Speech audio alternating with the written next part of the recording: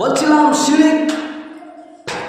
লুকমান হাকিম তখন তার সন্তানকে ডেকে বললেন, ইয়া বুনাইয়া, হে আমার কলিজার টুকরা আদরের সন্তান, লা তুশরিক বিল্লাহ, আল্লাহর সাথে কাউকে শিরিক করো না বেটা, আল্লাহ তাআলার সাথে কাউকে অংশীদার স্থাপন করো না, কারণ ইন্না শিরকা যুলমুন আযীম, কারণ শিরিক হচ্ছে পৃথিবীর সব চাইতে বড় অপরাধ। নিশ্চয় অবশ্যই পৃথিবীর সব চাইতে বড় গুনাহ হচ্ছে শিরিক, যা আল্লাহ তাআলা ক্ষমা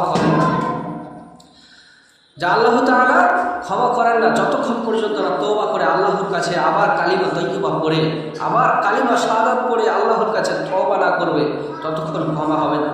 যদি ওই অবস্থায় মারা যায় তাহলে সরাসরি জাহান্নাম। অতএব এখান থেকে বোঝা গেল যে শিরিক সবচাইতে বড় অপরাধ।